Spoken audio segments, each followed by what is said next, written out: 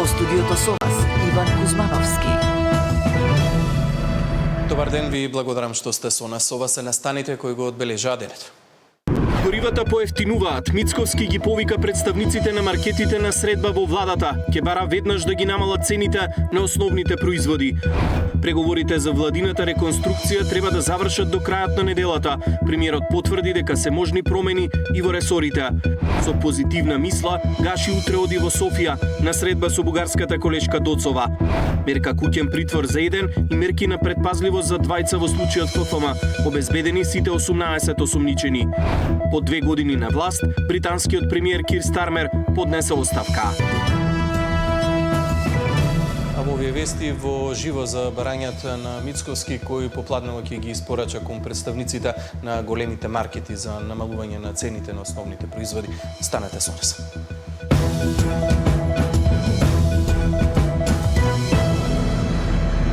Регулаторната комисија за енергетика ги објави новите цени на горивата, кои согласно очекувањата бележат значително намалување. Попладнево во владата, премиерот Мицковски ќе бара од представниците на големите ланци маркети да ги намалат цените на основните производи. Што може да се очекува во овие вести да знаме од колегата Мартин Нарсов. Го имаме во живо. Мартин, какви барања ќе испорача Мицковски според најавеното до представниците на големите ланци на маркети?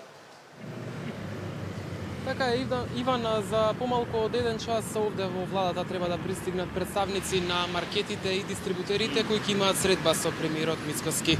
Тој утринава во изјава за медиумите рече дека ќе побара од нив веднаш да ги намалат цените на основните производи и ќе им даде рок од неколку дена. Мицковски рече дека нема да прифаќа никакви изговори и оправдувања и доколку во следните неколку дена нема реакција од маркетите, односно не ги намалат цените на основните производи, тогаш владата ќе преземе мерки.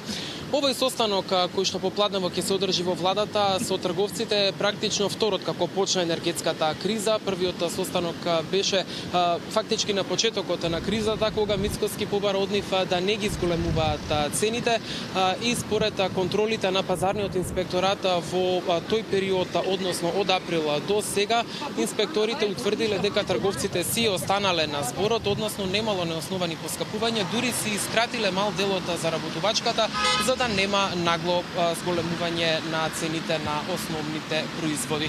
Дали и овој пат ќе послушаат како ќе настапат, ќе следиме секако деновиве, а ова барање практично на премиерот Мицковски произлегува од намалените цени на горивата. Регулаторната комисија за енергетика и денеска направи надолна корекција. Во продолжение гледаме колку ќе плаќаме од полноќ. Поевтинуваат горивата. Регулаторната комисија ги донесе новите цени. Од полноќ, бензинот БС 95 ќе се продава по 84 денари. 98-октанскиот ќе чини 86, а дизелот ќе се точи за 80,5 денари по литар. Намалувањето на цените следи поостриот пат на светските берзи, откако Ормудскиот теснес беше отворен за сообраќај. Барел нафта од типот Брент се продава по околу $80. Премиерот Мицковски очекува периодов да се задржи оваа цена. Позначајни ефекти не очекува веднаш, затоа што на танкерите кои се заглавени во заливот ќе им требаат месец дена за да стигнат до дестинацијата. Владата успеа да го ублажи ценовниот шок преку намалување на ДДВ-то и кратење на акцизите. Министерката за финансии Кочовска вели дека е тешко да се направат прецизни пресметки колку овие мерки ја чинеа државната каса, затоа што има и индиректни ефекти. Но според досегашната математика, буџетот останал покус за околу 24 милиони евра, само поради намалувањето на акцизите. Нашите пресметки покажаа некаде дека 1,5 милиарда денари треба да ја коригираме акцизата, но мора да бидеме внимателни, затоа велам тешко е да се направат проекциите. Не заборавајте, во изминатиот период ние имавме најниска цена на нафтата во регионот. И се сеќавате дека редици на автомобили со странски таблици, да кажеме, точеа бензин во Македонија, што значи дека и покрај нели тој позитивен ефект намалуваме 1,5 милиарда, кога не би било купувањето, да кажеме, од страна на странски велица, сигурно негативниот ефект бил поголем, односно тоа е она што владата го даде како поддршка на граѓаните и стопанството.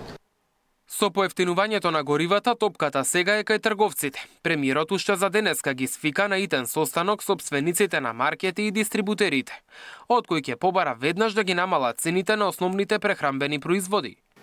Пораката на премиерот е дека кризата завршува и дека сега е ред компаниите да им вратат на граѓаните затрпението.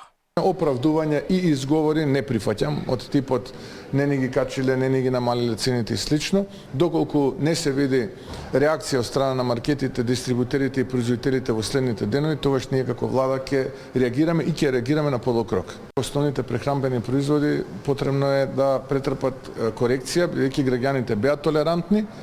До сега е време тие да се одолжат на граѓаните. И ќе направиме некои споредби какви се цените во регионот, какви се цените кај нас за некои од основните прехранбени производи и во одредени маркети ако треба и по име и по презиме, од утре јавно ќе ги објавуваме ние, па понатаму оставаме на нив. Во меѓувреме од СДСМ вела дека работниците живеат потешко. Социјално ранливите граѓани биле заборавени од државата, а пензионерите изманипулирани. Македонскиот работник зема најниска плата во Европа, со која едвај издржува до половина месец. ВМРО ветуваше намалување на сиромаштијата, а уште во првата година од мандатот донесе зголемување од 22%. Ги изигра и пензионерите. Со лажна кампања ги придобија, за потоа да им ги скратат и украдат парите. Државна статистика измери годишен раст на инфлацијата во мај од 4,8%.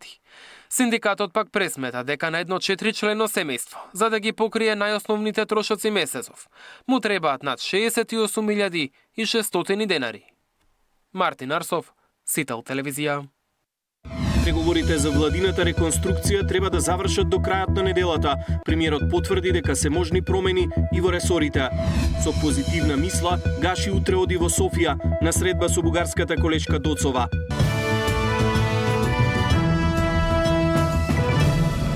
Нови средби во текот на неделата и завршување на разговорите за владината реконструкција до крајот на неделата. Ова се последните информации и очекувања на Мицковски. Според него, можни се промени во ресорите кои ги имаат коалиционите партнери. Од СДСМ пак оценуваат дека реконструкцијата на владата е во стилот на нова амбалажа, но ист производ со поминат рок. Размена на ресори меѓу коалицијските партнери најверојатно ќе има во најавената владина реконструкција. По викенд средбите на премиерот со представниците на Вреди и Знам, Мицковски рече дека постои и таква опција.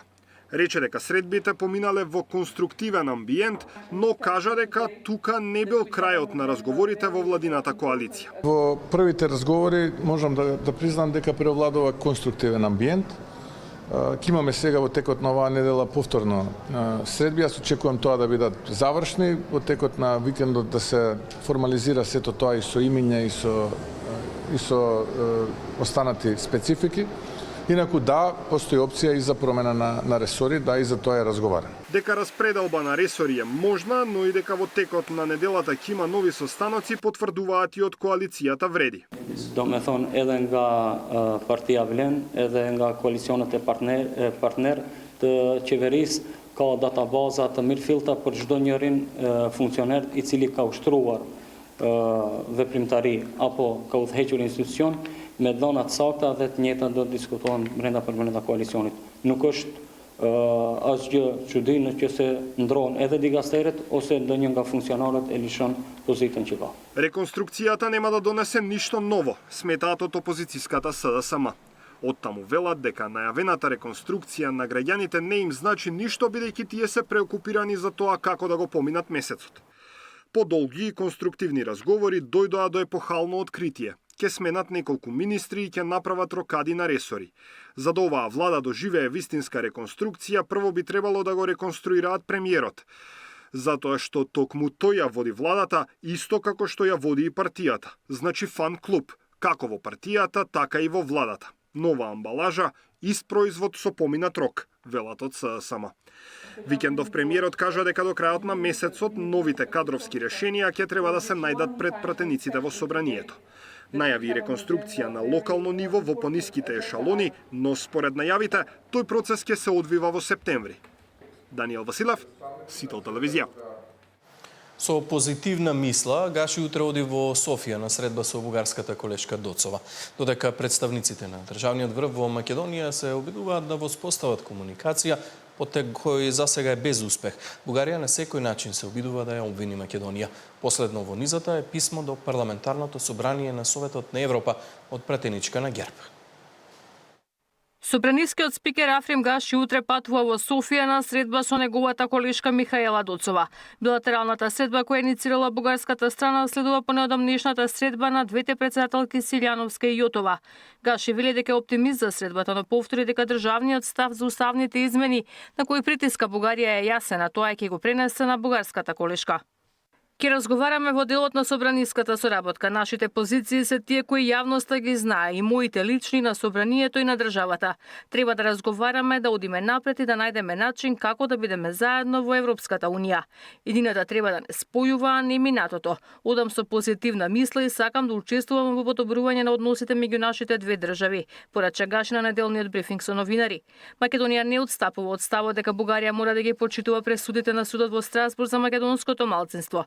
Председателката Силјановска и денеска од Скопје порача дека пресудите на судот можат и мораат да важат за сите земји членки. Се разбира дека јас ги споменав пресудите, меѓутоа воопшто не прашував дали ќе ги спроведете и како, туку говорев за обврската за сите членки на Советот на Европа, вклучувајќи ги и оние во Европската унија, да се однесуваат одговорно кон работата на толку важниот суд во Страсбург. Во Софија пак нов обид да се фрли дамка врз Македонија, како што пренесуваат таможните медиуми, претеничката од ГЕРБ Деница Сачева испратила писмо до председателот на Парламентарното собрание на Советот на Европа, обвинувајќи дека се случуваат серија напади врз бугарски институции и граѓани во Македонија. Сачева бара Советот сериозно да се занимава со ова прашање, обвинувајќи дека постои трајна и загрижувачка тенденција на непријателство кон Бугарија. Пред 2 недели Силјановска и Јотова за прв пат како шефови на држави ги судрија позициите и очекувањата за интеграциите. Македонската председателка тогаш потврди дека на состанокот станало јасно дека уставните измени не се единствениот бугарски ултиматум. Од кабинетот на Јотова по средбата со македонската делегација порачаа дека Македонија мора да го исполни францускиот предлог од 2022 година, на кој сме се обврзале, а станал европски став. Ивана Соколовиќ, Најдова, Сител телевизија.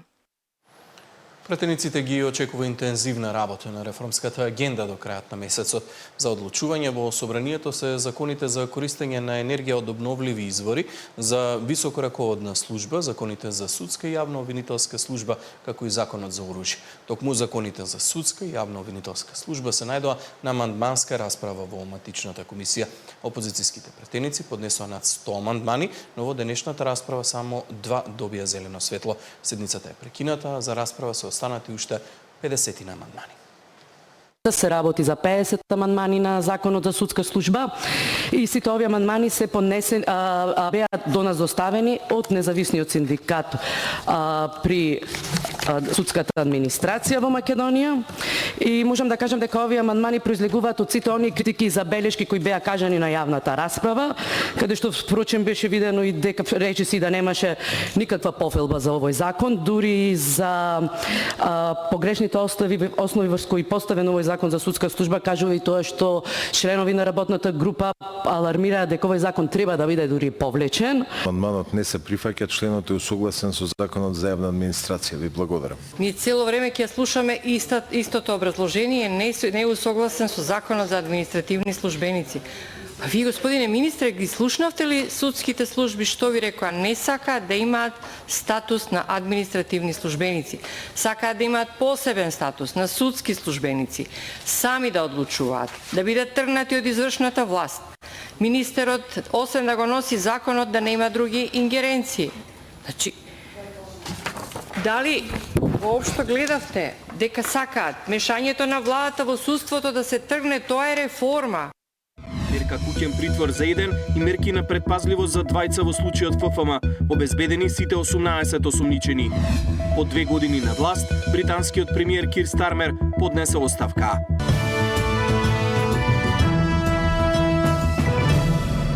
Кривичниот суд донесе одлука со која е одредена мерка куќен притвор за еден и мерки на предпазливост за двајца од осумничените во случајот ФФМ. Со ова веќе се обезбедени сите 18 осумничени, откако викендов беа пронајдени петмината кои беа недостапни за истрагата. За еден куќен притвор, за двајца мерки на предпазливост. Денеска последните осумничени за случајот ФФМ, кои полицијата не можеше да ги пронајде, се појавија пред судот. Вчера пак на другите двајца кои беа недостапни за органите на прогон им беше определен еден ефективен притвор и за еден мерки на предпазливост.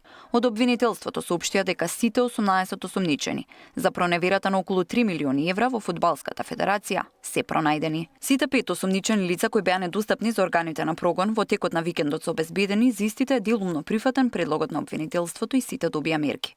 Обвинителството продолжува со преземање действија во понатамошниот тек на истрагата, соопштија од таму. Истрага отворена за 18 лица и 8 фирми. Се сумничат дека преку фиктивни услуги од фирмите, кои никогаш не биле извршени, се испумпале од федерацијата околу 3 милиони евра. Прво осумничени се поранишните председатели на ФФМ, Илчо Ѓоргиовски и Мухамед Сејдини. Ѓоргиовскиот питокот е во ефективен притвор, додека Сејдиниот пред 2 месеци. За друг случај, поради сомнение дека злоупотребил 700.000 евра за изградба на трибина во Охрид. Од Фудбалската федерација согласија дека тие го пријавиле предметот обвинителството уште во 2019 година за злоупотребите кои се правиле во претходните 4 години. Тогаш била поднесена кривична пријава, а на крајот на 2025 била побарана дополнителна документација од нив. Истрага беше отворена минатата недела. Тамара Дичевска, Сител телевизија. Нема решение за 50 поранешни хонорарци кои останаа без договори за работа на детската клиника.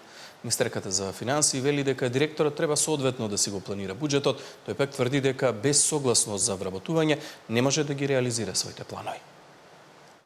Без решение на повидок проблемот на 50 лица кои 2 пати протестираа бидејќи со месеци работеле на клиниката за детски болести без договори и без плата. Кон крајот на април добиле негативно мислење од финансии за продолжување на нивниот ангажман. А министерката денеска со прашање: како оделе на работа без договори? Димитриевска Кочовска вели дека не одбиле барање за доктори и медицински лица, а за техничкиот персонал детската клиника требало да си планира буџет. Директорот на детска пак вели дека од овие лица 23 се здравствени работници, и тоа медицински сестри, лаборанти и биолог. Како тие луѓе доаѓале на работа, при тоа немале договори? Јас не познавам некој таков да отиде на работа да нема договор. Прашате го директорот, треба тој да ви одговори на ова прашање. Нека ги извади согласностите да видиме дали од Министерството за финансии до сега бил одбиен за доктори и медицински персонал, дури и унапредувања имаат. Директорот на детска за Сител одговори дека не може никого да ангажираат без добивање на согласност, а за 50 лица кои останаа без работен ангажман бил испланиран буџет. Но министерката за финансии вели дека не може согласности само за една клиника и треба да ги следат и потребите на останатите здравствени установи. И не можам да се согласам ако 38 согласности сме дале на неопределено, сме унапредиле доктори, превземале од други клиники и повеќе од 65 лица во суштина, дали по договор на дело или на неопределено се вработени, мислам дека ние не можеме да даваме согласности само за една клиника, така. Од раководството на детска клиника најавија дека утре на пресконференција ќе дадат подетални објаснувања за ангажирањето на лица со договор на дело. Сања Димитровска, Сител телевизија. Власта и опозицијата продолжуваат со меѓусебни обвинувања за условите кои ги имаат младите во државата, кој што направил за да останат, а кој придонел да ја напуштат Македонија. Кој ги брка младите од државата? Партиите со меѓусебни обвинувања зошто младите се иселуваат. Од опозицијската СДСМ велат дека Мицкоски не исполнил ништо од ветувањата за подобар животен стандард, образование и домување. Ветува подршка за образование, домување, предприемништво и конкретни мерки што ќе им помогнат на младите да останат дома и да ја градат својата иднина овде. По 2 години нема ништо од сева ова. Ги излажаа младите. Мицкоски им ја украде иднината. Го блокираше европскиот пат на Македонија. Наместо надеж, младите добија неизвестност и изолација. Наместо перспектива, добија разочарување. Младите се во фокусот на владата, возвраќаат од ВМРО-ДПМН. СДС го имаше сведено образованието на нула. Младината на СДС наместо да се занимава со идеи, реформи и решенија за подобри днина на младите, е заложник на штетните политики на Филипче. Откако ВМРО-ДПМН ја предводи владата, учебник има за секое дете навремено на почетокот на учебната година. Минатата година за студентите беа доделени 55.000 ваучери во вредност од 250 евра за набавка на електронски уред, стојува партиската реакција на владеачката партија. Годинава МОН за наука вложи најмногу пари досега, 773 милиони денари. Но сепак, по објавувањето на буџетските проекции, силна реакција од јавноста и од студентските организации имаше за намалување на средствата за студентскиот стандард. Според пресметките на студентите, има 7,3 милиони евра помалку за стипендии. Од друга страна пак, МОН одговори дека правата на студентите нема да бидат скратени и дека има доволно пари за стипендии. Габриела Лескова, Сител телевизија. Без финансиски средства не може да има независно судство, порача председателката на државата Гордана Силјановска-Давкова на годишната конференција на председатели на врховни судови од Централна и Источна Европа. Довербата не се враќа преку ноќ, вели председателот на Врховниот суд. Државниот јавен обвинител кој што посочи дека гледа излезни решенија во поглед на финансирањето и јас мислам дека треба да му веруваме. Инаку што е најважно, не зборуваме ние само за платите на судиите, на јавните обвинители. Ние говориме за многу важна логистичка поддршка во работата на судството, па и на судскиот совет и на другите институции. Значи, останувам дека во право се сите во судството и во останатите институции, правосудни институции, дека без финансиски средства не може да се има и независно судство и не само тоа, туку и ефикасно и ефективно судство. Да бидам реален и објективен, сега и самокритичен. Довербата на граѓаните во судство не е на очекувано ниво, се разбира, но ние сепак треба да работиме во тој дел и да се разбира преку ефикасно постапување, преку единство примена на законите, преку ажурно постапување, да го подобриме и да вратиме довербата. Доверба не се гради преку ден, таа долго се гради.